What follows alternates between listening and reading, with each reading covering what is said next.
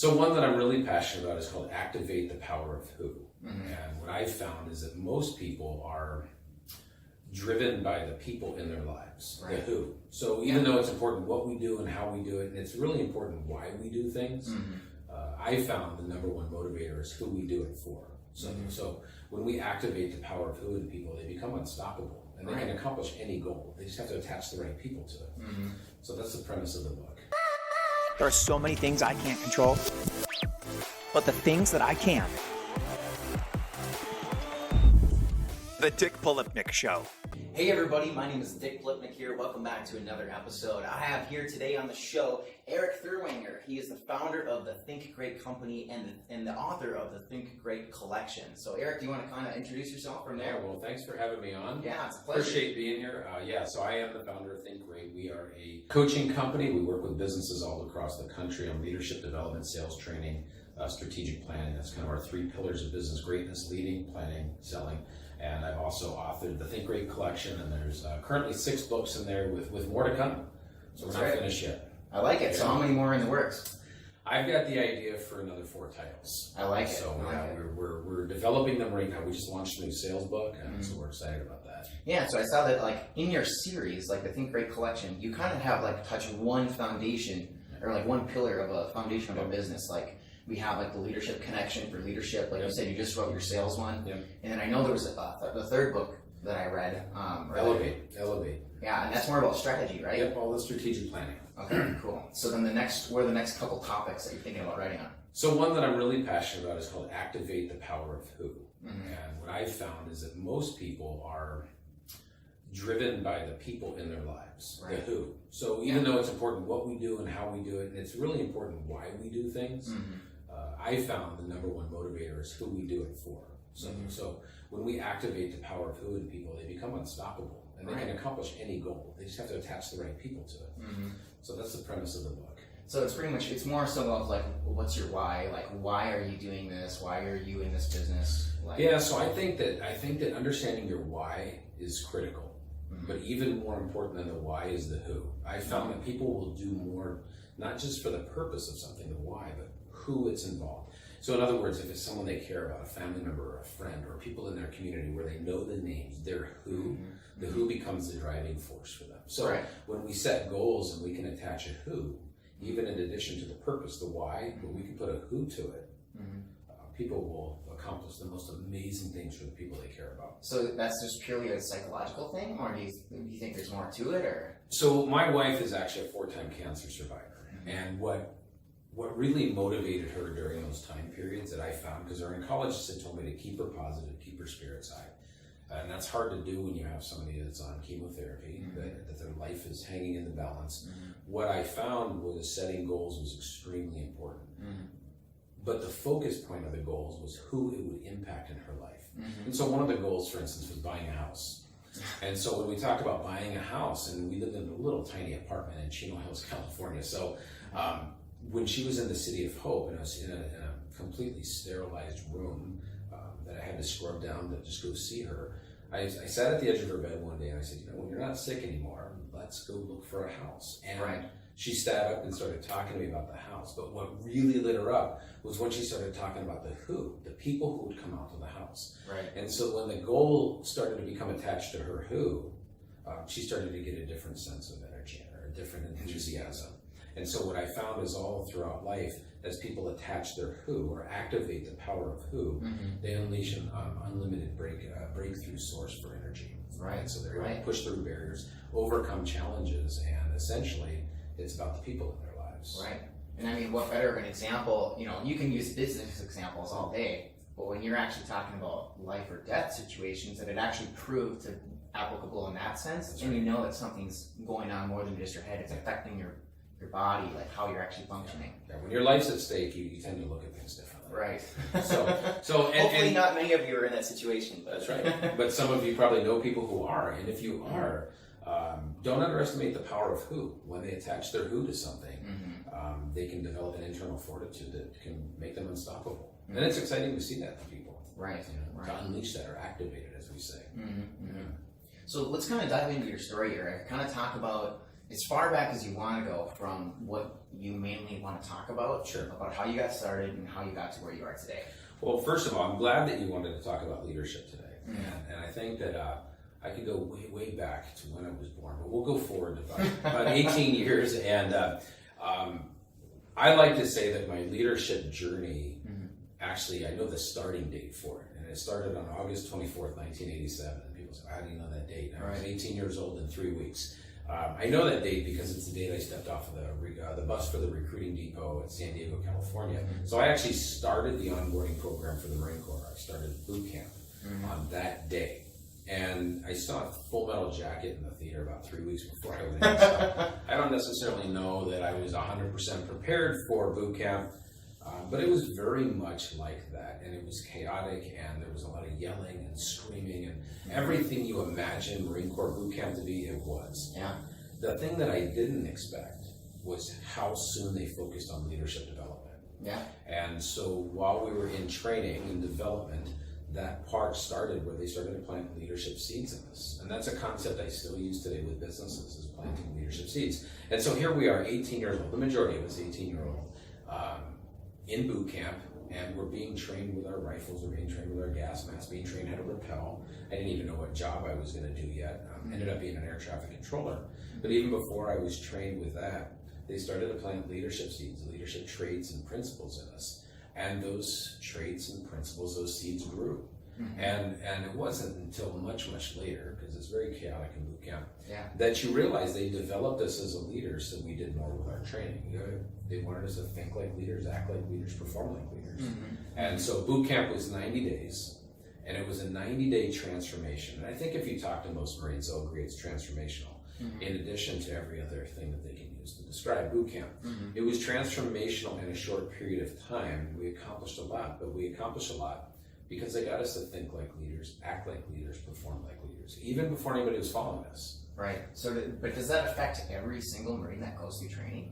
So I think everyone is going to interpret things slightly differently. Right. However, it's the same 14 leadership traits and the same 11 leadership principles. And the great thing about the Marine Corps is they don't just give them to you and say, here, study these. They talk about them. It's not just writing on a page or writing on a wall. They bring these topics up. So when you hear people say things like, let's get on the same page, it's almost a cliche. In the Marine Corps, it's a page out of the handbook. Let's get on the same page, and here's the 11 principles, here's the 11 leadership principles, here's the 14 leadership traits. And they do more than just share them with you, they actually talk about them. They live them. And I think that's one of the things missing in business today, is they don't have a lot of ways to identify leaders, or leadership for that matter, or traits and principles. So they're just hoping that people get it. The Marine Corps doesn't hope that you get it as a leader. They full on develop you as a leader. Right. So they'll train you at your job, but they'll develop you to think like a leader. And I think that's a big difference there. Sure. Yeah. So would you mind kind of sharing some of like the factors that you're talking about? Like how can somebody like take something from like military training and apply it into their company or their family or something in real life that for people who aren't in the military? Yeah, and I think a lot of people, when I first mentioned the 14 leadership traits or the 11 leadership principles, they might think, well, that's going to apply to the military, right, or just to the Marine Corps. But when you look at the 14 leadership traits, you're talking about justice, judgment, dependability, initiative, decisiveness. That can apply in any business, right, or tact, or knowledge, or endurance, or enthusiasm. And so when you start to talk about these seeds, you have to start to flesh out, what does it mean to your organization? And so, for instance, the Marine Corps doesn't say we want you to be a better communicator. They say we want you to exhibit tact. All right, well, that's part of communication, but it's really how you deliver your message. I think that when I meet with businesses all across the country, one of the common issues they have is communication. And not just from the leadership perspective, but from the team members' perspective. They say communication, it's not so strong. It's not one of our strong points. We have weak communication or poor communication. What they're really saying is people aren't on the same page with how to communicate. And so the Marines are aware that when you have over 200,000 people in your organization, you should probably have a specific dialogue. Right. And so tact is one that if more organizations exhibited tact among their team members, or trained on it, or developed on it, I think you have an improvement in communication almost immediately.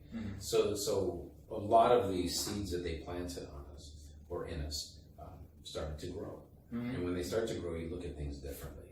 And so I think that in the civilian sector, what you're seeing is that people are promoted to the position of leadership, but they're never taught the purpose. And so what I did is in the book, The Leadership Connection, I identified that we have 4 purposes as a leader. We're here to enhance perceptions, elevate priorities, empower people, and we're here to exceed possibilities.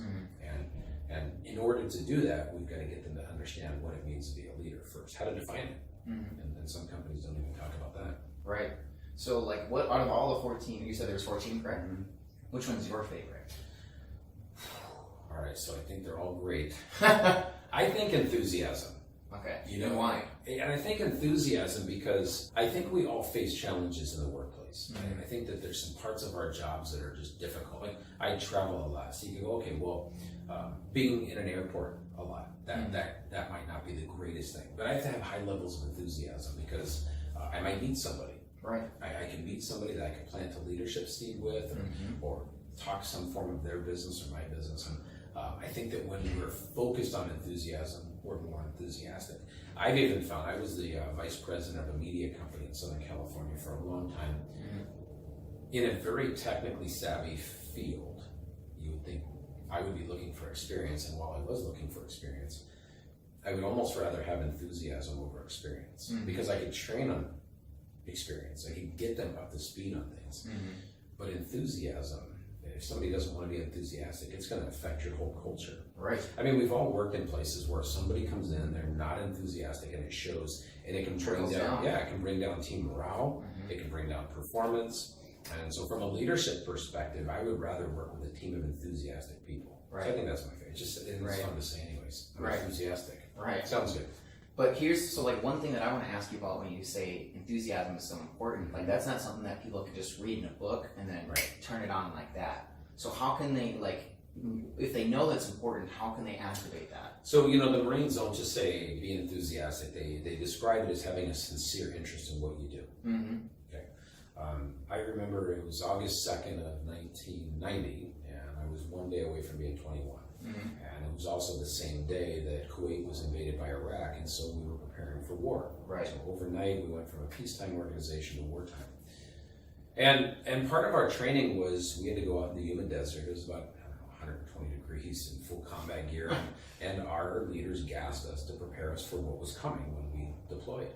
Now, fortunately, I didn't deploy. I had to remain back because my father had gotten very ill, but we still trained to deploy. And so the gas was coming, it was hot, and I remember our leaders talking about us being enthusiastic. I'm like, what? How can you get people to be enthusiastic when you're about to send them to war, away from their families, and they're probably going to get gassed? And so what we found is they started to find ways that we could attach enthusiasm to what we were doing. The first one is enthusiastic to help other people who had been invaded. So we were enthusiastic about the mission. Right. Okay. We were enthusiastic to use the skills we've been trained on. All right. We were enthusiastic to serve our nation. Every one of us took an oath, so we were enthusiastic. We were enthusiastic to represent the Marine Corps. But then they did something that was really thought-provoking and tied in with our greater purpose. And they taught us to be enthusiastic about 2 specific Marines. And that was the Marine to our left and the Marine to our right. And so when you start thinking about it, even organizations about to go into war are still focused on keeping their people enthusiastic because of the impact it makes in the entire unit. Right? What if businesses focus on enthusiasm? And their challenges probably aren't as heavy as sending your people into combat. Right. So if we took an enthusiastic approach to business, what could we accomplish? Right. Well, we have to talk about it more. I met with a leader of a business one time. We got together for breakfast. And so he was kind of telling me the challenges he's having, and I think we need to develop leaders more. And I asked him, I said, if you could get any of these traits more in effect with your people, what would it be? And he looked through all 14 leadership traits. He says, initiative. I would want my people to take more initiative. So I said, well, on a scale of 1 to 10, how important is it for them to take initiative for you? He says, it's an 11. Wow. And I said, all right, so that's the important trait. I said, so how often do you talk about initiative? How often do you train on it? 0. And he said, no, I don't. He goes, that's why I'm not getting it right. And I said, yeah. So the Marines found those 14 leadership traits, and they trained and developed us on them so we could achieve them. Right. And we're not perfect at them all, nobody is. But leadership is really about progress, not perfection. And so it didn't matter if I was in for 4 years, it didn't matter if somebody's in for 30 years, they're going to talk about those traits through their whole career. I think that we treat leadership like it's just going to happen. Just because you get promoted, now you're going to be a great leader. Right. So you might be good at your job, but that doesn't mean you're great at Managing people. That's right. And I think that that's what's important is we have to identify these different things. You know, what is leadership? How do you define it?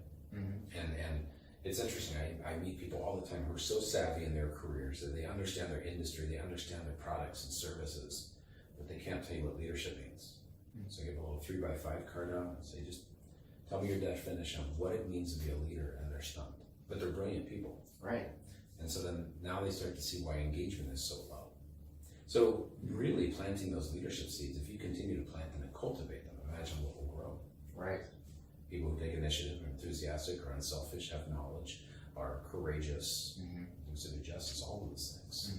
So how do you handle that? Like in an organization, do you say it like broadly to your whole group? Do you like have a meeting in the morning? Is it more of a one-on-one relationship?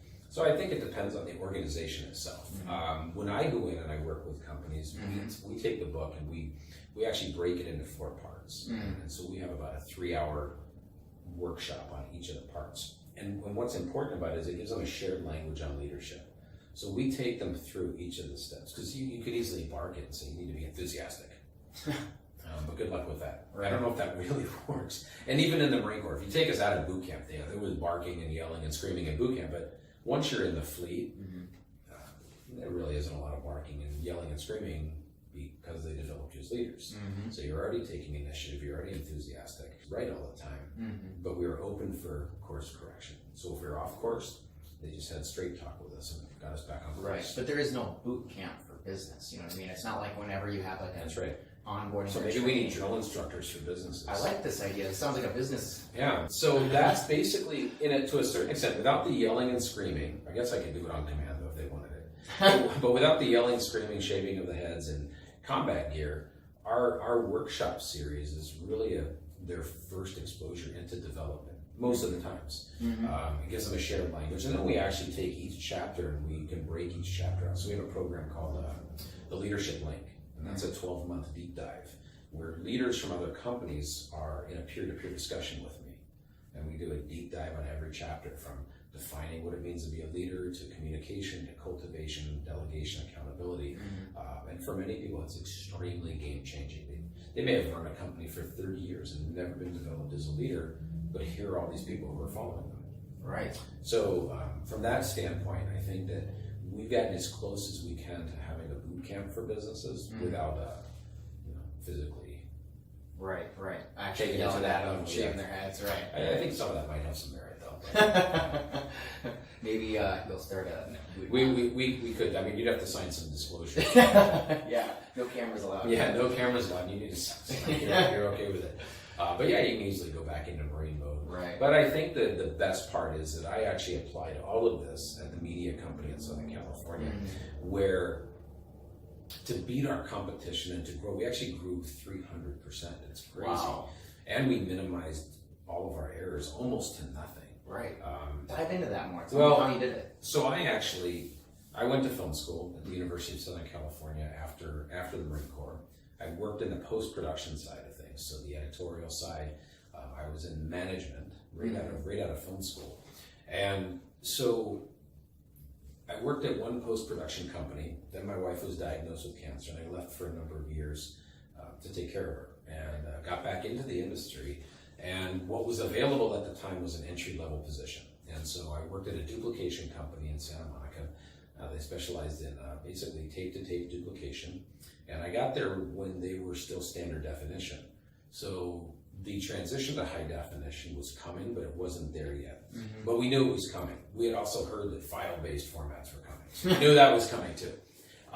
The owner was great. He had great vision for the company. He had worked there a long time. And one of his initial goals was just to double sales. He really believed in his team and his company. He was extremely passionate about what he did. And when I started there entry level, he knew I had been in the Marine Corps. He knew I had some sales skills and a background in post-production. So we talked a little bit higher level, but the only thing available was entry level. And so I got my foot in the door, but we immediately started talking about the future. And we talked about the goal of doubling sales. And I said, I can help you with that. I felt like I could contribute based on leadership. But I said, are you open to developing your people as leaders? And he was. And so we used a lot of the concepts that are now in this book. And we started to plant leadership seeds, everyone from himself to me to our driver, to all of our engineers and tape operators. So everybody was being developed to think like a leader. And essentially, we worked with companies like MTV, HBO, South Park was one of our clients, Universal, we did work for them. It sounds like an easy thing to do to double sales. So we could do this, but we eventually tripled sales. Wow. And I credit that not just to having better equipment, not to raising our rates. We had to stay competitive. I credit that to developing a team of people who thought like leaders. So how big was this organization? So when I got there, I think there was about 15 people. Okay. Oh, so it was a small. It was a smaller company, and we ended up. I think at the time I left, there might have been about 35 or 40 people. And so one of our facilities had also gone from kind of a 9 to 7 operation to around the clock, 24/7, 365. We opened a second location at Burbank. So the first one was Santa Monica, then Burbank.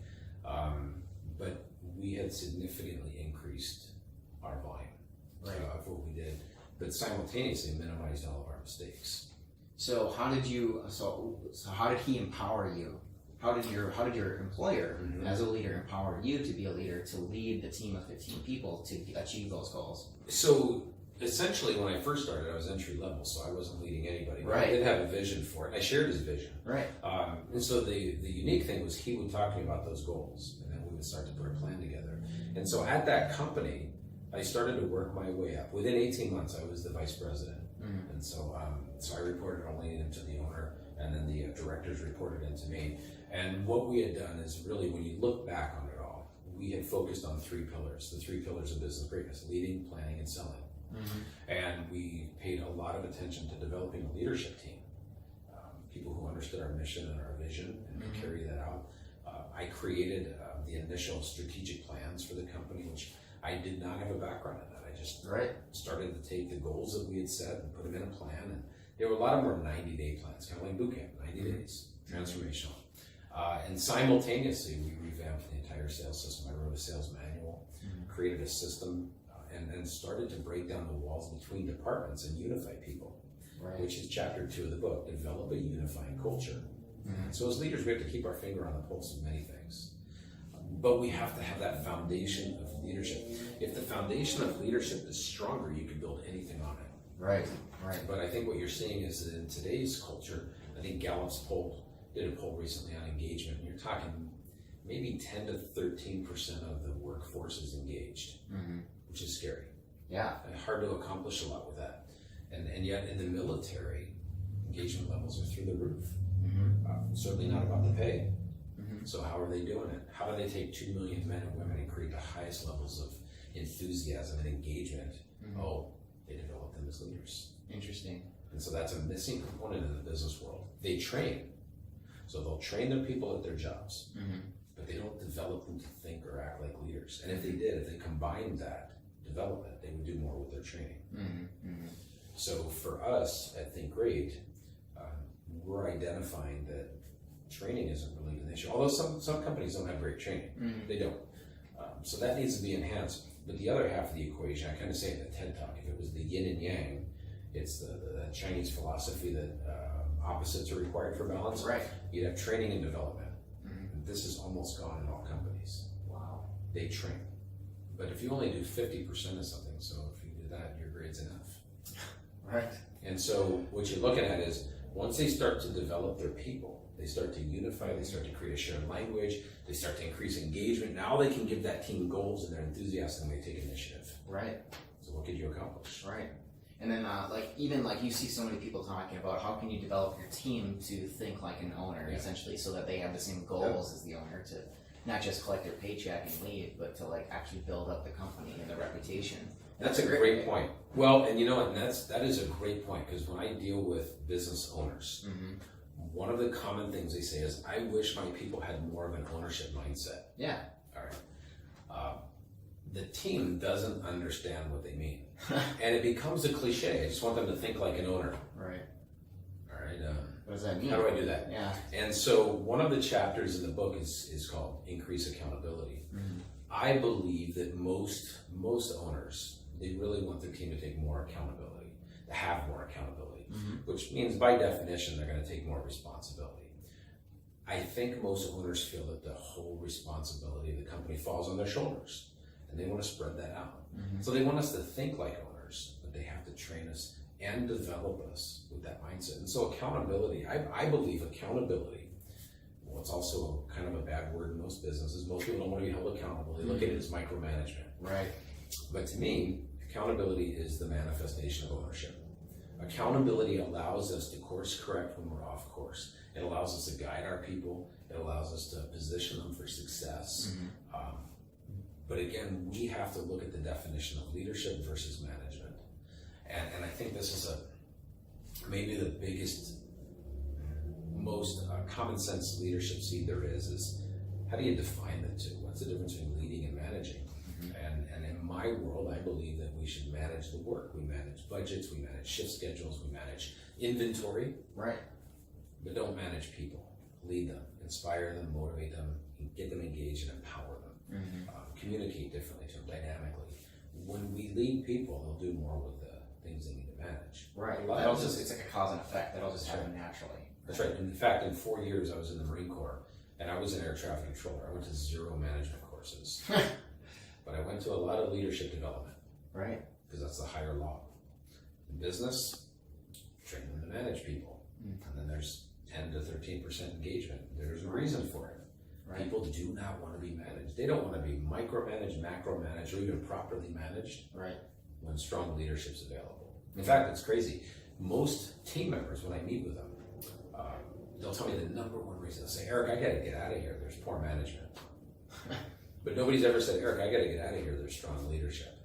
So that's never an issue. No, people want leadership. You know, and so how do you account for the high levels of engagement in the military when 75% of the military are millennials, and most business leaders have given up on that generation?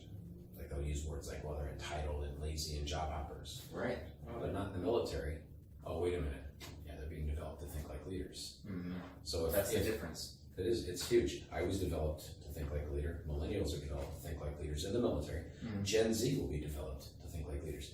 The baby boomers were developed to think like leaders. It's nonstop. It's the one thing that unifies all the branches. Okay? And then some cool haircuts too. But aside from that, that one they may have to, they may doctor up a shake little it. bit.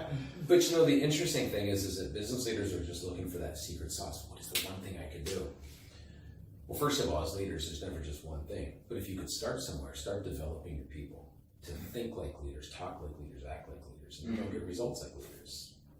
Interesting. So, so we've established like the importance of having leadership in an organization. Yeah. So, but just having a leader doesn't mean that like the people in the organization are going to increase that engagement from 14%. They're going to take more initiative, be more enthusiastic. Yeah. What is it that the leader is doing like that is actually impacting those numbers? Yeah. So I think that great leaders, it doesn't mean we have to be out there and be the next Martin Luther King or the next Gandhi or Mother Teresa. Those are great, famous leaders. Right. But they Top 1%, right? Yeah, they're right out there. You look up great leaders in Google and they're popping up. And the reason is they make an impact in people. Well, we may not be doing a worldwide impact, but we can do an impact inside of our own 4 walls. And I think that those leaders had vision. They shared vision, and then they stretched vision. I believe that. And so leaders, you need to use goals. We need goals, not just sales goals, but other growth and opportunity goals for companies. We have to establish those goals and then talk about them, because goals happen in the future, right? So we set them right now, but they're accomplished in the future. So if we're talking about how to accomplish them, we're talking about vision, because it hasn't happened yet. And I think most business leaders, they don't talk about goals enough. They don't stretch vision enough. And then people end up leaving and trying to find a strong leader who does that. So for your listeners and your viewers, I think that one of the things they can start doing is not only identifying important goals, but sharing them. Right. Give people something to be a part of. It's interesting is as low as the engagement levels are in this workplace that we have around the world right now, one thing that's in common is there was a survey done, or multiple surveys, just kind of showing that 95% of people, and certainly I can attest to the people that I meet, I agree with this, I think it's even higher than 95. 95% of people want to be part of something special and great.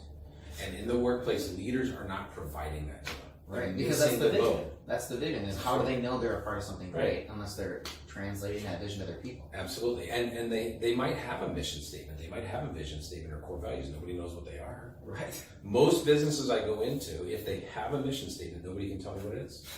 Or core values, they'll say, yeah, I think we have 5. Yeah. What are they? Hold on, let me look that up. Yeah. And that goes to show that they don't really have their identity established. Right? You don't have that problem in the Marine Corps. There's 3 core values: honor, courage, commitment. They talk about them all the time. The real difference between the Corps or the military and businesses is they talk about who they are. Power of who. They talk about who they are, not just what they do. Businesses tell all about what they do. Here's what we do, maybe even why we do it. And we talk about who they are and who they impact. They don't unleash or activate the power of who, and then they have disengagement, and then they try and manage their way through that. But any issue you have in business is only going to be solved by leadership. You know, any question in business is best answered through leadership perspective. Right. So I think that what we're seeing today is the reason that I'm so busy on the leadership circuit for speaking and doing the workshops is people are finally saying maybe we need to develop our people, which is a great sign. Yeah. You know, instead of just saying, yeah, engagement is really low. Okay, so the next sales goal we want to fail at. Yeah.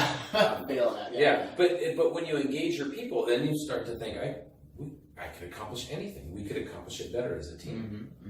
So we just give a shared language on leadership, and it's a journey. It's not a sprint. It's a marathon, if you will, right? Right. Just because somebody says, "Well, I read the book, I should be a great leader," that doesn't happen. You know, even generals in the Marine Corps are still being developed to think like leaders. It's not like, all right, well, you're there. Yeah, done. Right. Yeah. It's a continuing thing. But here's what's interesting. One of the principles is know yourself and seek self-improvement. That's a principle in the Marine Corps. It's principle number 2. Know yourself, seek self-improvement. So if you look up principle in the dictionary, it means a rule. Ruling, you know, it's kind of leadership rules. Yep. Right. So what would it be like if every organization, every person in a company was trying to get better every day? Right. So you can't even stop smiling thinking about it. Yeah. And then you start thinking, all right, if you got 40 people in your organization, or 10 or 400, it doesn't matter. What if all 10 or 40 or 400 were trying to get better every day? Right. You could accomplish anything. Right. That's super interesting. And instantly my mind just jumps to like the next level where I think, what if like a society implemented like that kind of mindset of how can we improve, not just in business, but as, you know, with our relationships, with connections. So that's why for us, like our mission is every day we want to create a wave of dynamic thinking. We want people to think differently every day. Right. But we want people to think great, exactly. And we have a vision for the future. We want to lead the worldwide people movement, where businesses start to look at their employees as people again, and people who can become engaged, people who have the who's in their life. We can activate that power in them. And so a lot of it is just having them look through a different set of lenses. And that lens to me is a leadership lens. Then you can build a successful sales organization, and you can have a strong plan. Right. Because you can have the best plan in the world, but if you give it to a weak leader, it's going to fall down. Right. But you could take a weak plan and give it to a strong leader, and he or she'll do something with it. Yeah. Interesting. So you need the plan and the execution, essentially. And essentially, for any organization to be successful, they need to develop their leaders. They need to have what we call a flight plan. So our strategic plan is all based on aviation. I was an air traffic controller in the Marine Corps. Yep. So I think aviation's sexy. And most people don't think strategic planning is sexy. So I think we're the first organization to ever make strategic planning sexy. Nice. So we teach people how to develop leaders, develop a flight plan, and create nonstop combustion in their sales. And those are the 3 pillars. But it all starts with leadership. Without leadership, you're on shaky ground. You're walking on thin ice. Right. And you take the chance of your plan and your sales efforts falling apart. So leadership is one of the pillars, but it is that starting pillar. Because if you're going to put one of them up first, start building this one, and it'll strengthen the other 2. And you can even look at like famous companies that have had like big pivots. Like I know the company the one that has it's a messaging platform for businesses. Okay. I can't think of the name right now, but they started out as a gaming company, right? So their strategic planning wasn't that great, Yeah. but what they did have was really strong leaders. Yep. They said, you guys, we have to change courses, like our investors are losing Sure. money, our business plan isn't working. They did a pivot into a messaging app, and now they're $1 billion company because they had that first pillar of leadership. And then the leaders saw the other two were weak. Right. They had the vision. Yeah. And they were able to lead the team towards repairing the other two pillars of where, the leadership and the... I think that's a great point, because I think a lot of businesses say, well, we want to double sales. And even at the media company, that was, okay, if we want to double sales, we should focus on the sales pillar. Right. That makes sense, but it actually doesn't. Any sales plan you put together, or sales program or system, it can easily fall apart if you don't have a plan and you don't have a leadership team to carry it out. So I think that having that first pillar start to go up on leadership, then you can really develop a better plan, and you can develop a better sales system. And so we've just given people with those 3 pillars. We have the Leadership Connection book, we have Elevate, which is our strategic planning book, and Dynamic Sales Combustion. Those are our 3 books for the 3 pillars. I think we just give people a different perspective on all 3 pillars and a shared language. So what a lot of our clients like is that their teams now speak leadership, they now speak planning, they now speak sales in a way that's genuine and organic and natural to them, where it's not such a overwhelming concept anymore. Right. It doesn't feel like a lecture or something. Yeah, I mean, if you looked up any of those 3 things on Google, leadership or planning or selling, you're talking over 1.5 billion results for each topic. So where do you start? Right. It's hard. You could spend the rest of your life researching all those results. Leaders have to pick a way to get their teams to think differently. Of course, we're hoping that they get them to think great. And if they do, we've got those pillars set up. So, it combines the military experience of the Marine Corps, combines my experiences as a caregiver and what we did at the media company to elevate results. Do you mind, could we dive into what you did in your media company? Sure. Let's actually talk about, this is what I Here's the did steps to we develop. took. Yeah. So, the very first thing was having vision. I think people try and build a company without really having the long-term and the short-term goals at the ready, and you need those. You have to have the vision for what the company is going to become. So what was the before and the after vision? So, the very first goal, and as it was in most companies, was a revenue goal. Okay, so we want to double sales. We need to be at X amount per year. Then we started to go, how do we back into that? And it became, we've got new services that we can launch. It forced us to ask questions on, in order to get to that, how can we be more relevant to our clients? Now, for us, we had the ability to be open longer. We had the ability to provide new services like editorial and some motion graphics. So it got us to think outside the box. So we actually had to collaborate. And I've got a whole chapter on collaboration, because you start to collaborate on the items that go into your plan. So we started to relook at even how we conducted meetings. I think there was a study done that shows there's 11 million meetings a day in this country. And the vast majority of them are a colossal waste of time. Right. In fact, people hate meetings most of the time. They just hate them. Right. And so we've taught people how to have meetings that have a purpose, outcome, actions, and timelines. And here's what's interesting. We'll meet with business leaders and say, well, what's the purpose of that meeting that you're having? They don't know. Why are you having the meeting? We've always had this meeting. Why don't you cancel it? What would people say if we canceled it? Right. So it's a weird dynamic. What would people say if we canceled the meeting that they don't like anyways? Maybe they'll like it and do something else with their time. So the media company, in order to double sales, we started to look to buy back time. We bought back time through meetings. We set leadership meetings in place. So where we talked leadership only. Those meetings were development meetings where we started to develop our leaders, talk about engaging our teams. We had sales meetings where we talked about the sales goals and how to support them. We started to refine our systems. In other words, there was a best practice. We got this done right every time this way. Okay, let's copy that. So we started to do the training, the development. It didn't happen overnight. Right. And I think that we had to also take a look at our culture. There was no mission statement or vision statement when I started there. at least if there was, I don't think anyone knew what it was. So we started by creating a mission, who we are today, and a vision, who we wanted to become in the future. We also got input from our team members on what the mission and vision should be, so there was a shared buy-in on the identity. Right. They felt they had contributed to what the vision was. They did. Right. Some of them just threw a word in there and were like, oh, that's brilliant. Right. But if we hadn't asked them, then we would have had a subpar mission statement. Again, leadership is the people side of our business.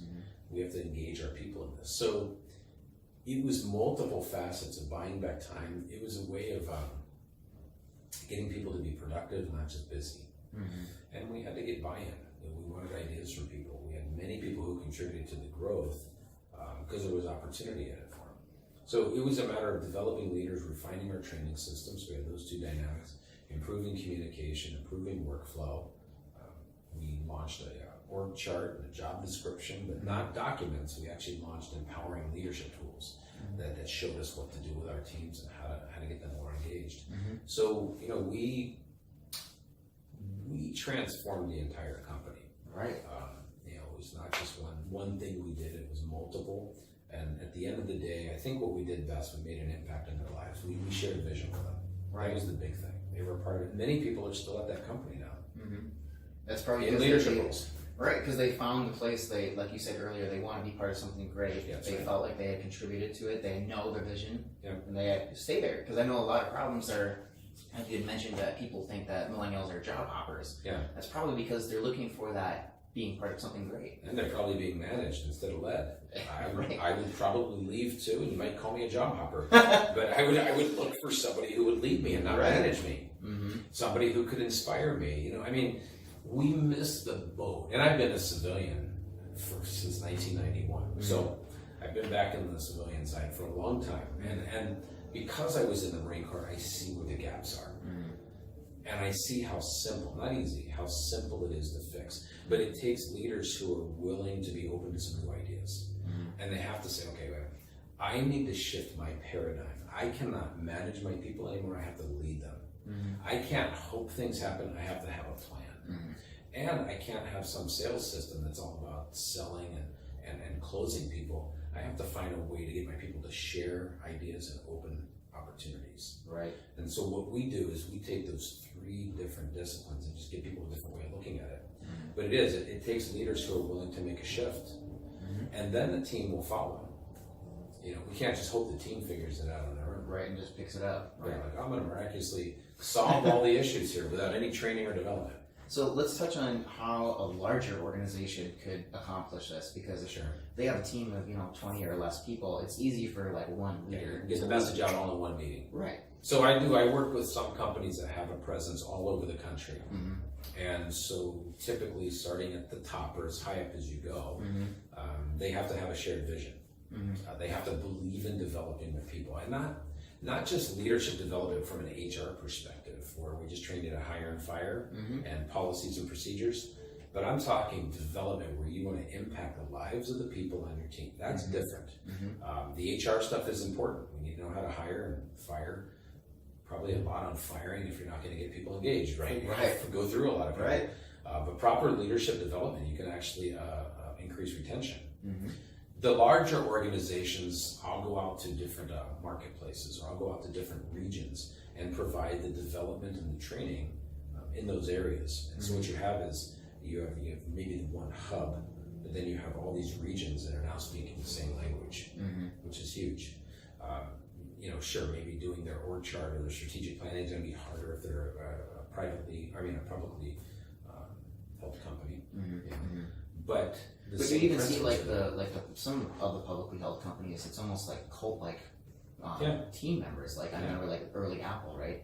Or somebody like that. They feel like they're a part of something that other people just won't understand. Because they try and focus on their culture, right? The environment, and that's important. And we don't do enough of that. Culture is so important in the Marine Corps. They gave it a name, esprit de corps. It's French, makes it sound sexy, I guess. Right. But esprit de corps, when you say that to a Marine, it means something. Because it means they're a part of something special and something great. And they'll go back to that. So companies like Apple or Google will do it. They're very focused on their environment and not just giving stuff away for free, and not just, it's more than just making a little cubby so somebody can take a nap. Right. I'm talking about the environment in which people operate, the camaraderie, where people feel like they're part of a team, not just a group of employees, but a team of leaders.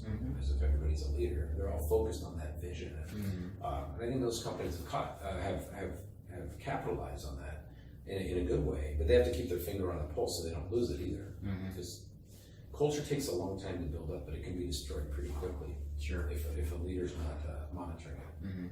So I have another question from somebody who's watching this or listening to this from the perspective of, I'm in a larger organization, but I'm not the guy at the top. Not the guy. But the guy I'm leading, or the people that I want to lead, you know, how do I implement these ideas, these procedures if the people above me aren't giving me permission or a time? Like, do I start canceling meetings? People above me are going to say, what the heck are you doing? So I think that every person who's a leader, and actually chapter 10 of the book talks about, has to have a plan, even their own plan for their department. So I think that, you know, when you see this, you have a director, and you might report into the VP. He still has to have a plan. And that's important, because you don't want to just go tell your boss, hey, here's the changes I'm making. What you really want to do is get them on board with your plan and be able to explain why. So I never told the owner of the media company, here's all the changes that we should do. Not to mention, nobody likes change anyways. So I never presented, here's what we're going to change. It was always, here's some enhancements. And they're like, ooh, I like enhancements. Right. Yeah. Because you're keeping what you have just better. Because that's right. We're not changing anything, because people are afraid to change. So they embrace enhancements. So I just prefer that word, because it's all about perceptions. I love that. Okay? So when you're proposing an enhancement up the chain, and yes, you can lead up. When you have undeniable leadership truths, it can go up about empowering your people. So a lot of it's the way you're presenting it. If you're to take these enhancements up, you got to show them the ROI. And you've got to show them the impact it'll make in the people. If we can get our people more engaged, and maybe this meeting has a track record of not being successful. So if everybody's in this meeting for an hour, you got 12 people in there, just do a quick math. At $20, $25 an hour, how much did that meeting cost you? And so when you put a financial perspective to a meeting, then you start going, all right, maybe we should get a return on our meetings. Maybe our meetings shouldn't suck. Right. Maybe our meetings should be great. Maybe our meetings should have purpose. And so we had to do that at the media company. We revamped it. You know, our book has been taken from some directors and planted up, so they'll give their boss a book on leadership and get them on the same page. Right. How do you do that with tact, though? Like, without being like, hey, dude, you suck. Here's a book. Read it. Yeah, like, I think you're an absolutely horrible leader, so you should read this. Right. You know, I think it's about knowing the people you work with and knowing your superiors, right? Okay, so you've got a supervisor. You've got to be able to maybe get off site with them or talk to them and say, how do you feel about leadership? Because I just came across this book. And it doesn't have to be this book. I'm saying you could find a philosophy that you like. If your boss believes in leadership, leaders are typically open to new ideas. If you will find out pretty quickly if you're being managed or if you're being led. Right. But you know what, my team members, even today, and think great, they'll recommend stuff. You should check this video out. I'll say, wow, no. Oh, I can't, because if I'm committed to knowing myself and seeking self-improvement, and it's a law, it's a rule, I have to be open to it. So I think that one philosophy, yes, I left the core, 1991, but it hasn't left me. The culture hasn't left me. So if you're working for someone who does believe in getting better, then you can recommend the leadership connection and get the team on the same page. Because you will hear that cliche. I wish we were all on the same page. So that's the same page of what? I don't know. Okay, maybe it should be the same page of a leadership book. Maybe it should be the same page of a plan. But we say these cliches a lot, but we don't know how to deliver them. I like to think great is actually a cliche busting company. So we'll take a cliche and show you how to actually accomplish it. Right. How to seize the day. You hear that whole thing. Carpe diem. All right, awesome. Let's seize the day. How do we do it? Yeah. Oh, I don't know. Okay, let's go back to work. Yeah. Lead by example. Okay, how do we do it? I don't know, because we don't develop leaders. Right. So you hear all these cliches and they're just awesome to say. We actually show people how to implement it. That's right. We give them the tools, the resources, the techniques, the strategies to seize the day, to lead by example, to be on the same page. We give them that dialogue. I was 18 years old when I started in the Corps. I never felt like I wasn't on the same page. Why? They developed us as leaders. We were all looking at the same stuff. Right. So one thing that comes to mind, because I try to do leadership development on my own team. But one thing that even I'm struggling with is the people who are naturally enthusiastic or extroverts, Yeah. right? They pick up on stuff like that, you know what I mean? They're Sure. practicing it. But then I actually have people who are slower to, you know, Sure. implement these things. Even if I'm trying to like empower them and I'm giving them, I'm saying, hey, like I want this to be your decision. Like I'm glad you're asking me, but what do you think? You know what I mean? Giving Right, them so they might not be making, they may come to you more often than you'd like when you know they know the answer. Mm-hmm. Yeah, and so there's a leadership trait for that. It's called decisiveness. Mm-hmm. That's one of the 14. So we have to be decisive as Marines. We could be in a situation where we don't have time to go, hey, can I ask you a question? I know we're taking gunfire right now, but you have to be decisive. Right. In the business world, I think some people we have to build their confidence up. Right. They know what to do. So how do you do that? So for me, there's a couple of things. One, the first one is I like to have open dialogue with them. I do like to ask them questions. I do believe that the person asking questions is in control of the conversation, and the more certain you are, the more of an impact you'll make. So I believe in those two things. That being said, if you came to me and I'm kind of certain you know the answer, before I give you the answer, I would ask you, what do you think you should do? You know, well, tell me what you think. Tell me what you're thinking. I want them to think. I don't want them just to do a job. I actually want their input. Yeah, be a leader. 90% of the time, maybe even 95% of the time, they say exactly what I would hope they say. If they don't, then it's a good thing they asked you. and you do have to train them on that. But we need to develop them as leaders so they can be more decisive and more confident. Sometimes as leaders, you might have the wrong person on your team. So we also, as leaders, we have to raise the bar on our culture. We have to raise the bar on expectations. And we also have to identify, do we have the right people? I mean, we love people. But sometimes if you were a sports team and that person still just couldn't make the shot, what would you do with them? Right. You'd have to trade them. Yeah. So that's why they don't call it firing in sports, because that would hurt their feelings. So they call it a trade. Now, if you're a coach, the leader, and you don't get results, you get fired. Right. But if you're a player, you get traded. It doesn't mean you don't have skills. You're just not a right fit for this team. So they trade you. If you're not being developed as a leader, not you, but people in general, Right. If they're not accepting it, then sometimes they don't really understand their real role, their purpose. And you have a team to think about. Right. If you have the wrong person on the team, what kind of coach are you if you let them keep missing shots? So leadership isn't always about the fun stuff either. It's about the hard stuff. We have to make that decision. I mean, I prefer not to fire people. I prefer to not trade. I prefer to develop them to think like leaders. I prefer to train them to the highest levels of excellence. I prefer to create a culture that supports them. Now, if they can't fit in that, then we might need to make a trade.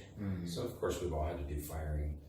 It's never fun, but at the same point, leaders have to make those tough decisions. Right. But I like to position leaders to develop a culture that supports people, their training, their development, so we don't have to fire. Right. As long as I was at the media company, over almost 7.5 years, there really wasn't a lot of firing. There was more development. So we had more retention than we did attrition. Right, and like you said earlier, like people who you were training back then are still there today. They are there today. Yeah. Our driver is still there today. So do you think that the leadership culture that you established back then did somebody pick up the reins when you left and continued that? I think that they still have very strong leaders there. Right. I think that they are still focused on leadership development. And they're still a people business. Right. So I think that's why they're still successful. Mm-hmm. You know, I think that the Marine Corps, the 14 leadership traits I learned there, they already had them before I was born. Mm-hmm. You know, how long after I'm gone. They'll continue to be one of the most successful organizations in the history of the world if they keep applying and implementing those traits. If the Marine Corps ever stopped focusing on leadership, they'd have a problem. But they're a leadership factory. Right. They're not just an elite war machine. They are. But they are a leadership factory. They develop their people at all levels. Which is really interesting that you're developed as a leader before anybody's ever following you. But in most businesses, we develop them as leaders after we promote them to leadership. Right. To adapt to their situation, right? And When so they should be prepared for it.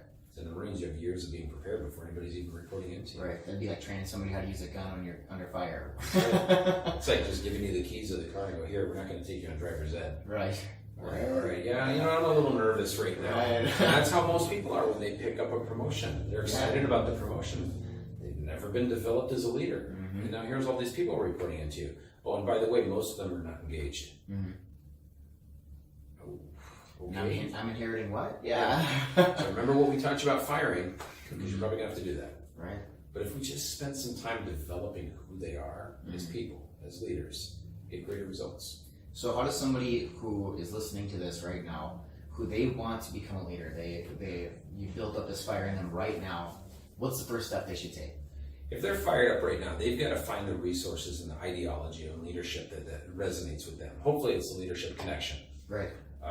This is a how-to, step-by-step of how to build leadership up in your organization. Mm-hmm. But here's the number one thing they could do right out of the gates today is take a 3x5 card and write down what your definition of being a leader is.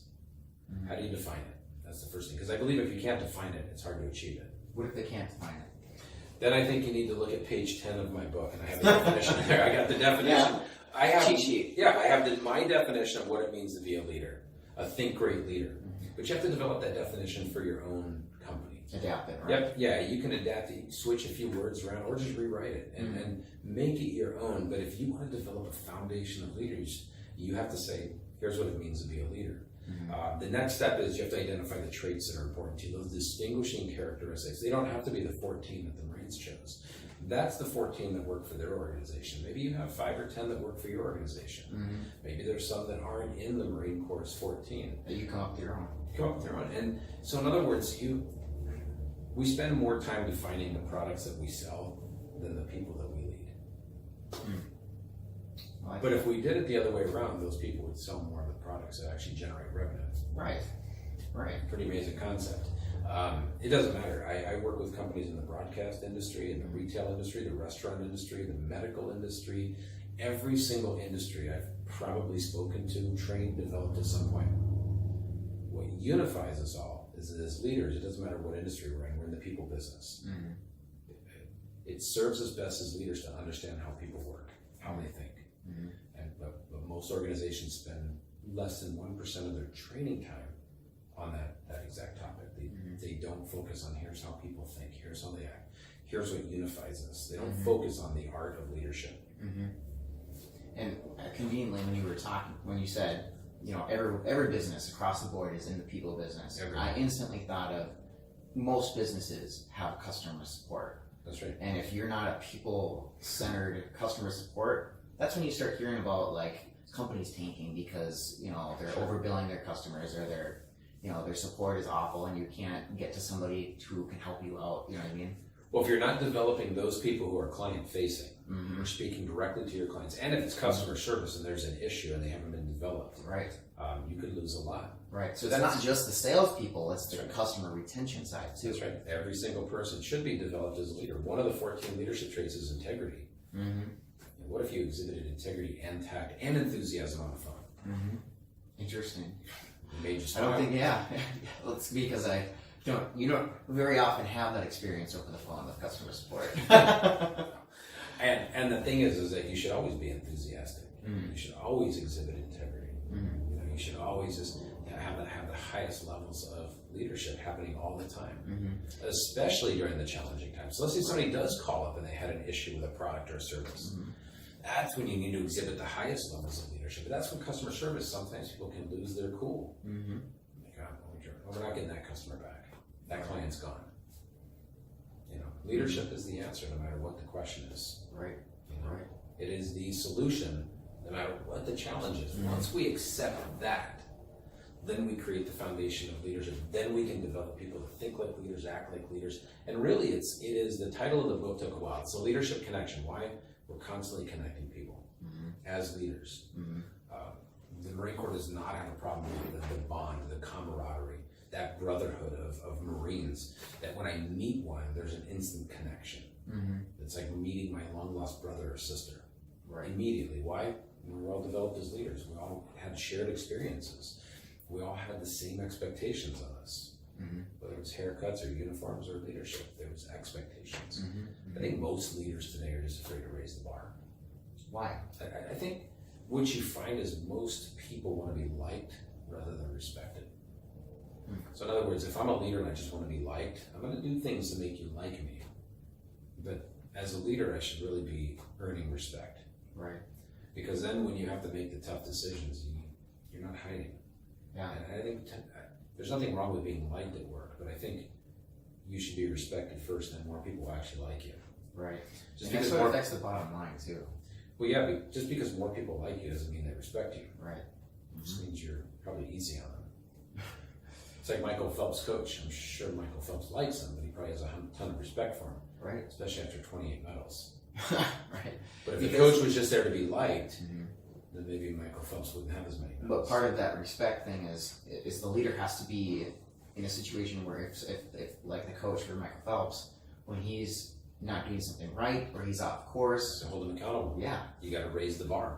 Exactly. And you have to have the communication that's necessary. All the stuff we talked about in the book. We talk about this because it's not theories on leadership. This is practical application. This is how it works. And we've had great success with so many of our clients because they'll apply these principles, these techniques and strategies, and it's game changing. You know, with the same people. Yeah. Yeah, it's not like you're changing, you're firing everybody and you're searching in the crowd. It must be a leader. Then you just find the same people, scenario. make them a leader. That's right. And what I found is that most organizations really don't need a major engine overhaul. They just need a few adjustments and the whole thing runs smoother. Interesting. And if they could adjust it from a leadership perspective, that's the best way to start.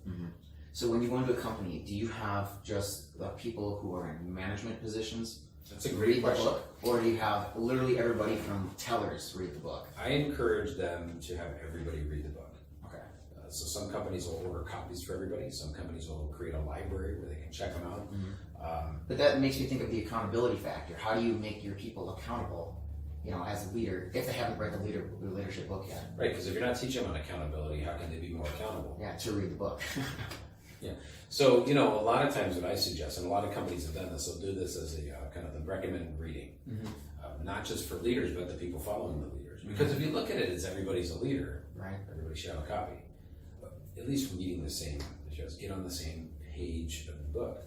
So a lot of companies have taken even a chapter a month, and there's 12 chapters. So for the whole year, they're focusing on one specific chapter, the chapter of the month, and they talk about this in their meetings. It's interesting. I've been able to sit in leadership meetings before I work with a company, and they never talked about leadership. So they have a meeting of their leaders, and the word never came up. For a leadership meeting. And I'm like, okay, when are we going to talk about leadership? What they tend to talk about are all the issues, Right. the problems they're having. Here's the crazy part: when you start to develop people to think like leaders, your issues and problems start to go away. Because 85% of a business's challenges are people created, not process created. And we spend more time on process than we do with people. But if we spend more time with people, developing them as leaders, they would have most of the people problems go away. Then they go fix your process problems. Right. And there would be less issues to talk about in those meetings because outside of that meeting, you're having leaders who are just reacting and fixing those You want problems. to get rid of before the you present them. drama and the nonsense in your company. You just want the straight talk. Develop them as leaders. Leaders do not bring drama to the table. Leaders do not create issues. Right. Leaders solve them. That's kind of like people say, bring me a solution, don't bring me a problem. And I've got that in the book. I actually say bring me two solutions because I want them to think outside of the box. Interesting. So I empower people. So every challenge that we face is an opportunity to become greater or stronger. We just can't. If there's another thing, I know we've probably said this a million times today, but if there's another thing your listeners can get is don't take a soft line approach to leadership. And I'm not saying go in and don't rule with an iron fist either, but be firm on leadership. Be certain. Be confident. Train on it. Develop on it. Actually talk about it. We almost hide from it. It's like, all right, we're going to have a leadership meeting. We're going to talk about issues. No, let's get to the solutions. Let's find the best practices. Let's develop people so they can solve these issues for us and empower them to think like leaders. Disengagement is an epidemic in this country. I agree. It is an epidemic that is killing businesses. It costs us billions of dollars a year. Gallup at one point said disengaged people are sleepwalking through work. That was their term, sleepwalking. I don't know how you accomplish anything with sleepwalkers, Right. but we've got to get people dreaming again, stretching vision, and leading their organizations. And the only way to do that is we've got to take an active approach to developing our people. I'm actually getting hired by cities to come out and start developing people as leaders, because the disengagement in the city workforce is even worse than the normal workforce. Right. You know, the business sector. And the only way to counteract disengagement is to lead your way through it. You can't manage your way through it. Do you think that's because the people at the top of, like a government organization, they're accountable to voters per se, and then they establish people beneath them, and then you get down to like the level of, everyday people who are answering phones at City Hall, maintaining the parks, and then those are the people where you're really seeing a lot of disengagement. Yeah, I think that everything starts at the top. I think that leaders have to be leaders throughout the whole organization, but I think it starts at the top. I think what ends up happening, guys, just trickles down to where it's just a job. Right. It's not a career, and there's really no talk about the future. There's more talk about issues, not solutions, and there's not as much recognition on great achievements. So what do you talk? So right now I'm thinking about another guest that I've had on the show who owns a manufacturing company, and for him, there's not a lot of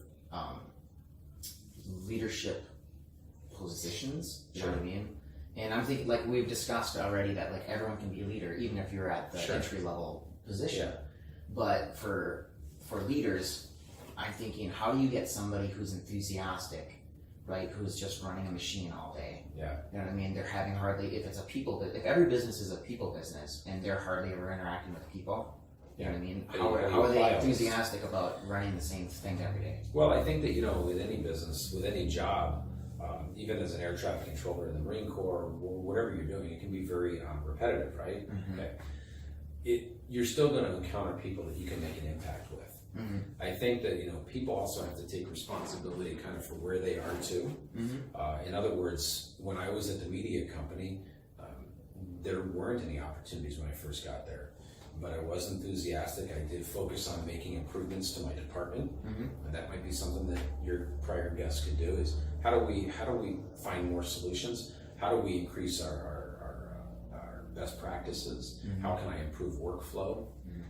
At some point, just like leaders have to decide, do they have the right team? Leaders with no teams have to decide, am I with the right company? So just like sports, sometimes players want to be traded. They want to go somewhere else. If he's exhibiting all of the qualities and traits of a leader and there's no opportunity there for him, he either has to stay in a company with no opportunity, create the opportunity at that company, like I did at the media company. There was no VP position. When I got there. You invented it, Just by taking my enthusiasm in my single role, letting that spread. And it wasn't always widely accepted. Some people were like, why is this guy so enthusiastic?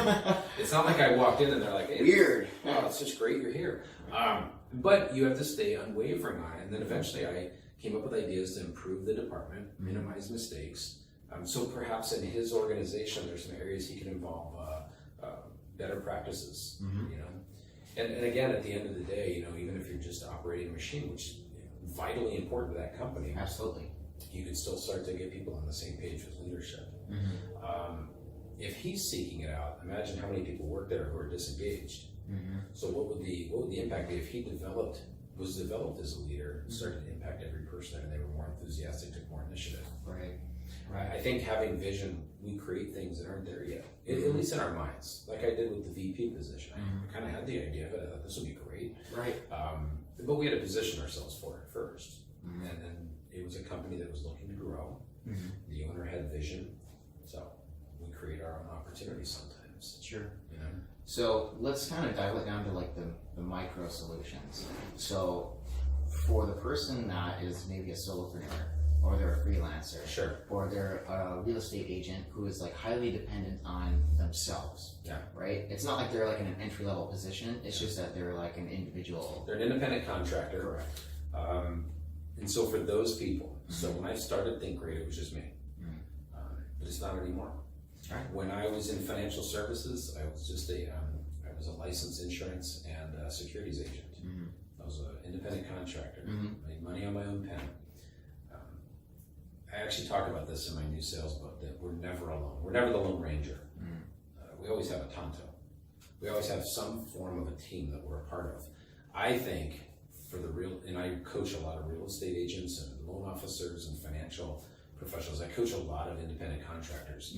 The very first thing they can do, when you take a leadership approach to things, realize that you are not the Lone Ranger, you're not in it alone. You do have a team. They may not be on your payroll, but you have an operational team or a headquarters team. You have people you rely on, right, who are helping to process, or title companies who are processing things. There's vendors out there. Your clients are part of your team, right, and so you have to lead them too. But you don't sit down with a client and say, how can we personally develop you as a person, right? You know what I mean? Or do you? I don't know. That's the great thing about it. It depends on the relationship they have with their clients, right? If you have a good relationship with your client, they may be open to ideas that you have. If a real estate agent per se sits with someone who owns a business or works in a company, which is probably their clients, right? It's easy to say, how are things from a leadership perspective in your company? Here's a book I'm reading. Here's a seminar I went to. So how do they present themselves with like an authority to even like talk about that? Well, I think that when you are a real estate agent, when you're a licensed professional, there's a lot of credibility that comes with that. Right. First of all, you're in sales. You're in a specific industry. I think that when you are in a role with real estate, you're leading your clients.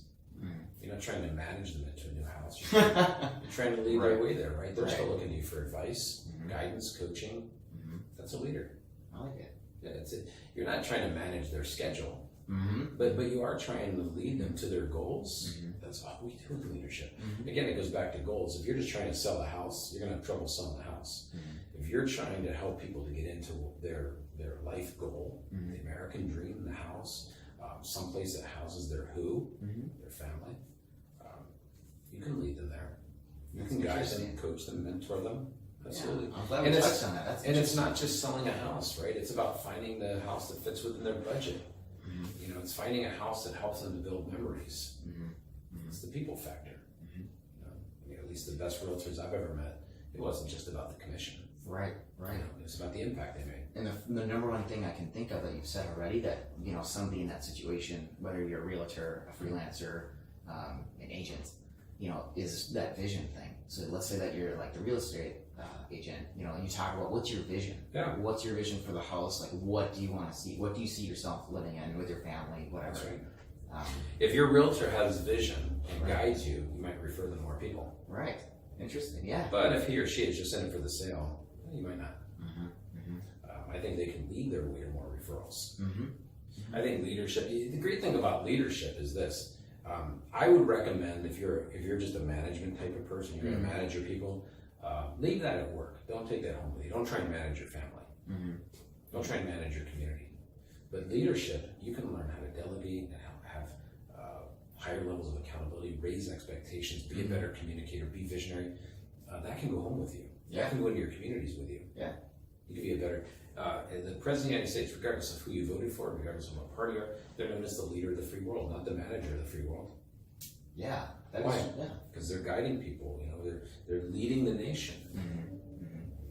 The same thing can be said of people who go into their communities to make an impact. You're leading. And you didn't say, I'm going to go manage my community. Now go home and try and manage your family and see how that works. Right. That's going to go over like a lead balloon. But you can be a great leader. When my wife had 4 battles of cancer and died of cardiac arrest and came back, I had to be the leader in the household. I can't manage my way through that. We can manage her pills. We can manage her visits to the doctors. But leading her, I had to get her to look into the future. And to share that vision. Hey, here's what it's going to be like. Yeah. We got to stay focused. We got to stay positive. We got to stay enthusiastic. You said like her house, like the future house. That That's was right. the vision. That was the goal. Because leaders know their people. We have to look out for their welfare. It's not a matter of going, yeah, I know your life is in the tanks right now. Hope you get better. Leaders find a way. We get them looking into the positive side of things. Leaders are beacons of hope. We're the catalyst for positivity. Not fake, but we have to genuinely believe in a better future.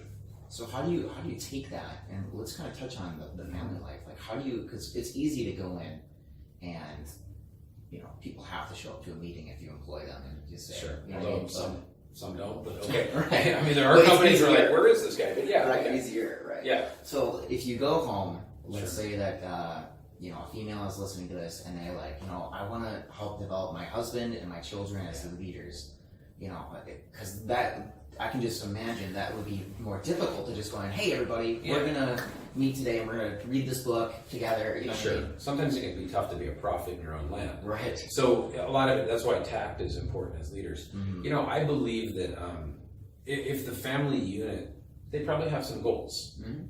The best way to accomplish goals is probably lead our way there. Mm-hmm. And when people say, hey, I found a leadership book, and it touches down on my background in the Marine Corps, it touches down on my background as Gina's caregiver, and what I did at the media company, it gives them a shared language.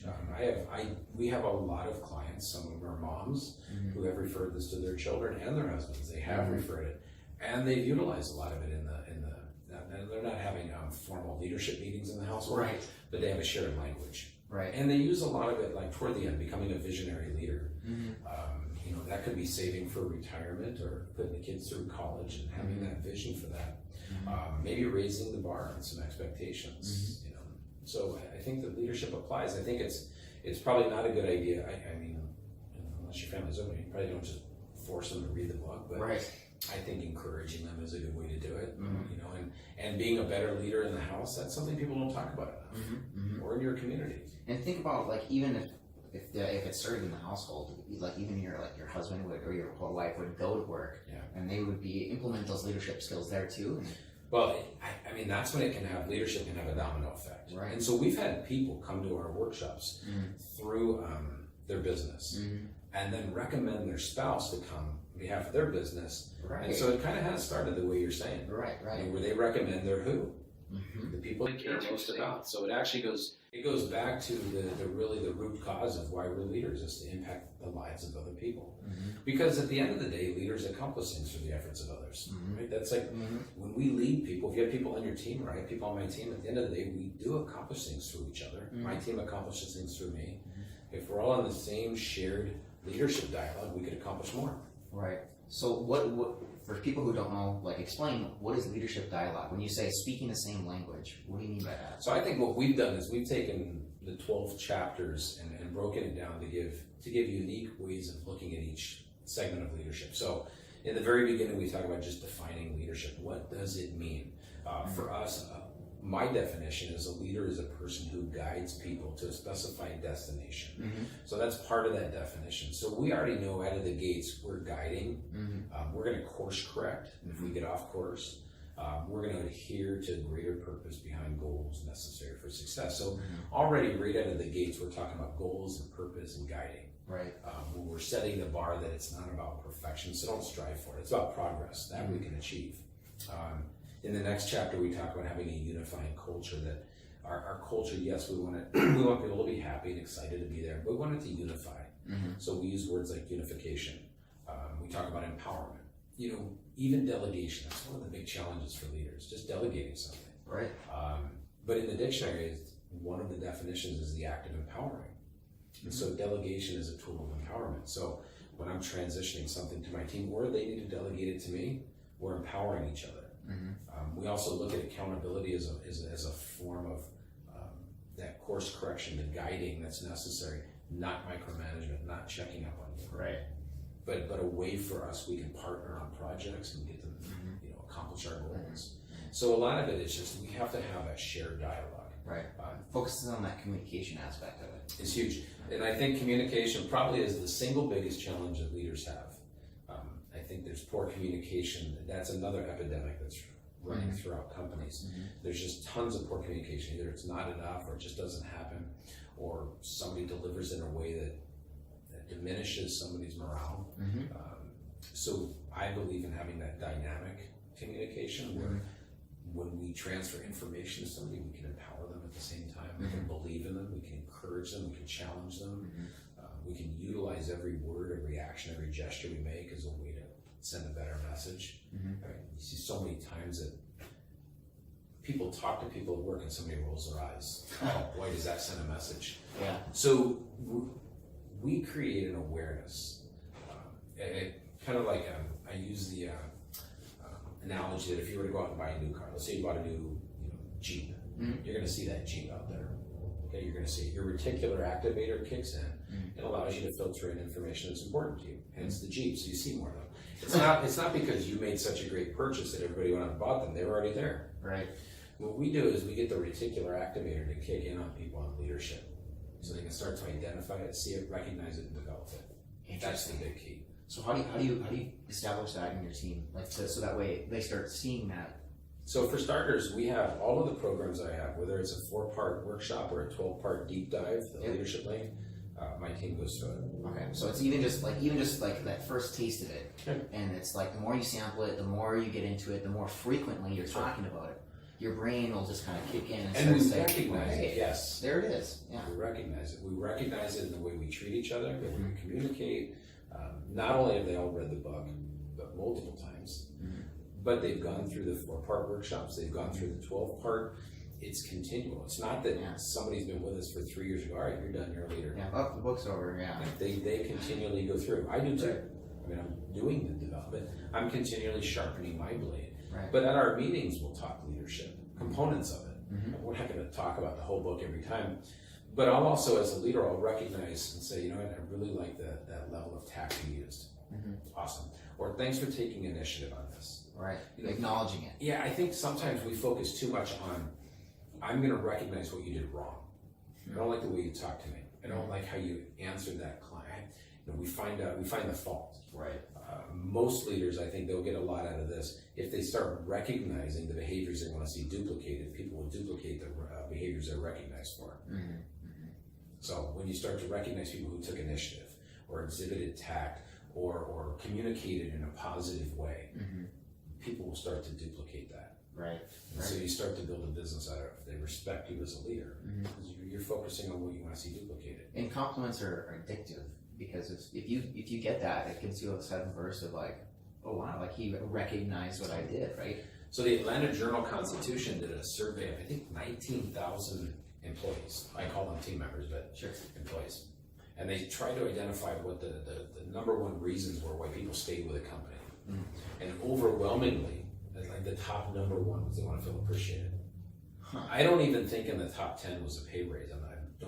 Maybe it was somewhere in there, but I don't think it was. Right. It was areas that they want to feel appreciated. And when you think about it from a financial standpoint, how much does it cost to tell someone you appreciate them? 0. But what's the return? Right. It's priceless. Retention, engagement, ROI, you name it. Right. Everything's there. So most leaders just walk right by their team members. It's not even saying thank you, it's saying how much I appreciate you. Yeah. I appreciate you for this interview today. I appreciate what you're doing. I appreciate the impact you're making of people. Right.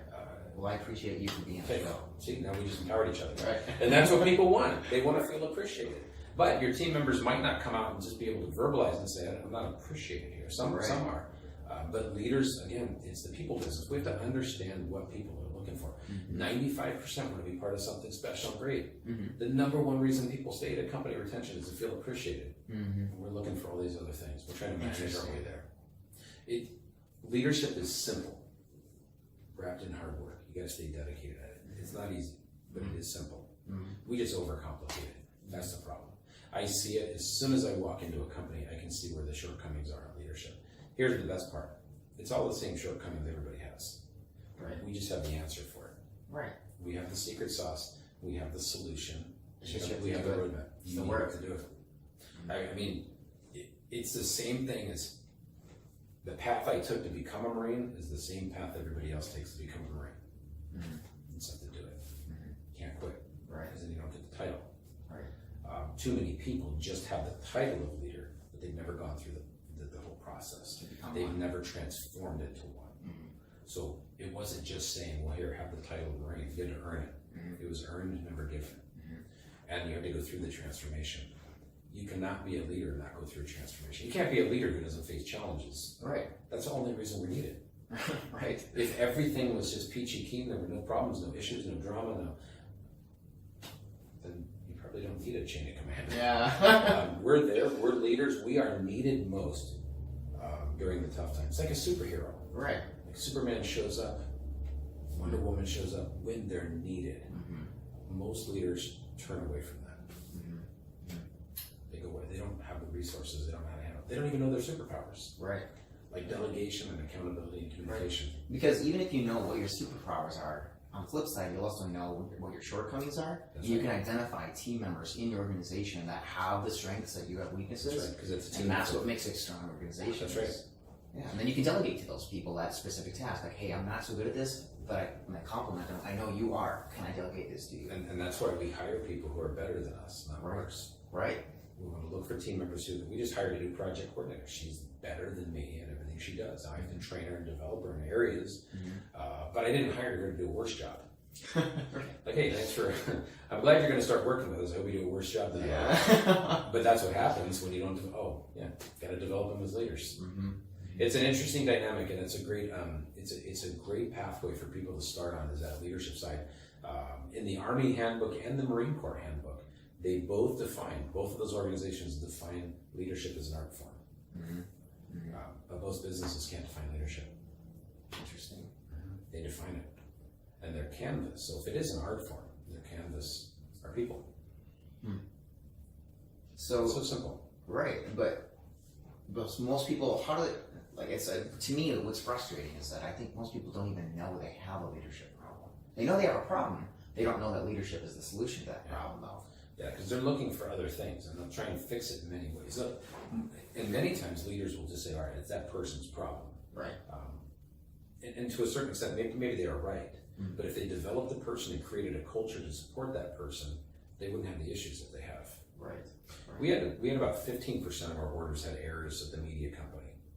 After we tripled our volume, we only had 0.35 that had errors. So to me, that sounds like it should be backwards almost, right? It is in most companies. It wasn't there because we actually took a pretty firm stance on developing leaders. It wasn't something we tried, it was something we did. And that's where the accountability and the initiative comes in, because the people who are maybe making those orders, they're the ones that say, hey, I'm going to take the initiative to double check, even though that's maybe not part of what I'm supposed to do. That's right. Or they'll be more accountable and say, okay, let's Yeah. look through this and make sure that I got everything correct, and before you send it off, and then you do the product and it's wrong, right? Creating all of that at the media company was simple, it just wasn't easy. It was simple, wrapped in a lot of hard work, dedication, and commitment. It's like winning the Olympics. It's simple. Here, if you want to win the Olympic gold medal in swimming, just do this. Yeah. So But simple. not everybody's willing to work out every day. It takes a lot of hard Yeah. work. I think Michael Phelps worked out pretty hard for that. But it's like any champion athlete. If you want to be a champion business leader, you got to get in the pool. I don't know if you know the story of Michael Jordan, and maybe this will be good for the viewers too, is that he was cut from his 8th grade basketball team. I had heard something about that. And because he was one of the worst players, and he used initiative, right, and drive, enthusiasm. He said, I will never be cut ever again. I'm going to be the best in my high school. And that whole summer that he was not on the team, he's shot more than anybody. He put in the hard work that you're mentioning. And now But he he's had the a best goal of all and he time. had vision. Right. And he had a strong work ethic. But you need both to get there. That's why I think, sometimes people say to me, what's the number one thing I can do as a leader? And I said, all right, the number one thing you can do as a leader is never think there's one thing. That's the number one thing. Being a leader isn't about being a one-trick pony. I think there's so many facets, so you have to understand people. You have to delegate, you have to increase accountability, you got to raise expectations, you got to communicate, you got to have purpose. Everything that you're mentioning in here. Everything that's in there, and it starts off with, here's how you start your journey, and here's what you strive for, is becoming a visionary leader. Someone who just shares vision. And it's an exciting journey. And I do not believe that there are natural born leaders. I think there's some of us that are more inclined to pursue it. But I think leadership, like anything else, is learned. Like, I didn't show up to boot camp and my drill instructors greeted me, oh, I'm so glad you're here to teach us leadership. Yeah. That wasn't the greeting I had. Right. I'm sure it was quite different. Far from that. What they did is they understand human psychology. They understand that we can learn things. And so they developed us. They taught us leadership. Interesting. I love that. So while we're wrapping up the interview, let's do a really quick rapid fire question. So I'm going to ask you just a question. You give me like a 1-sentence answer. Okay. So what is one piece of material, whether it's a movie to watch, a book to read, a person to research, that you want to give the audience that you think will help them in anything? That's a pretty good question. I guess if you're looking at that leadership, I would watch Full Metal Jacket if you have sensitivity capabilities with your ears. It gives you a different perspective on what the leadership journey was when we started it. Okay, awesome. It's also rated R, so don't watch it with your kids around. Right. And then I'm sure for book, I recommend Leadership Connection for sure. I'm going to agree with you on that. Do you? Do you know the author? Yeah. So the next question is what is one thing that you want to tell the audience to start right away? Like you said that there's something that they could do is they took that note card and then to write their definition of leadership, right? Yeah, so you take your 3x5 card, you write your definition of leadership, you start to become good at talking about leadership, but you have to start planting leadership seeds in other people. And what I've found is the more you talk about it, the better you get. Mm-hmm. In other words, you practice. And you've got to find components in the book and say, okay, I can really resonate with this. Mm-hmm. The book is not 180 pages of fluff and one seed in there. It's seed after seed after seed. So you can plant a garden, if you will, a forest of leadership that'll grow. Mm-hmm. You've got to start picking the ideas that you can start with and the ones that are relevant to you. If you struggle with delegation or accountability, you can get up to that chapter and start planting those seeds in people. Mm-hmm. I recommend just talking about leadership more. Mm-hmm. Almost creating a little bit of a bubble of leadership where you're not talking about sales or anything, just talk about leadership, how to lead people, inspire them, motivate them, empower them. I love it. I love it.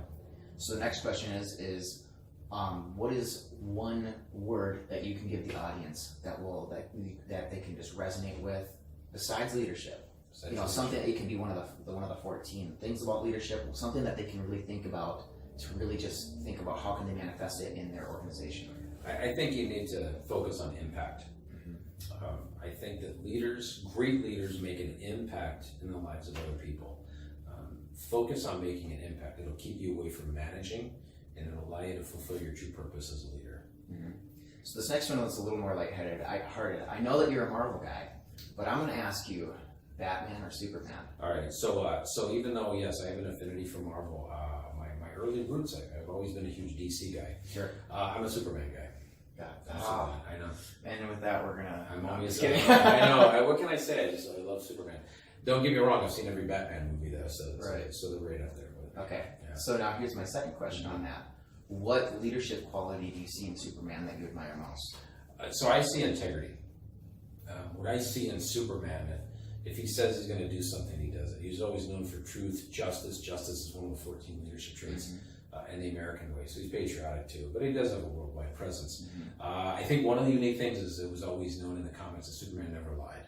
Mm-hmm. Mm-hmm. So even if it was to his not benefited, it would cost him because he would put that virtue above even his own safety. Mm-hmm. So I think from that standpoint, you knew what to expect from Superman. Mm-hmm. I think we should know what to expect from our leaders. So do you think that the leaders should be also doing that, like taking away that from Superman, or do you think there's a time and a place where you should maybe tone it down?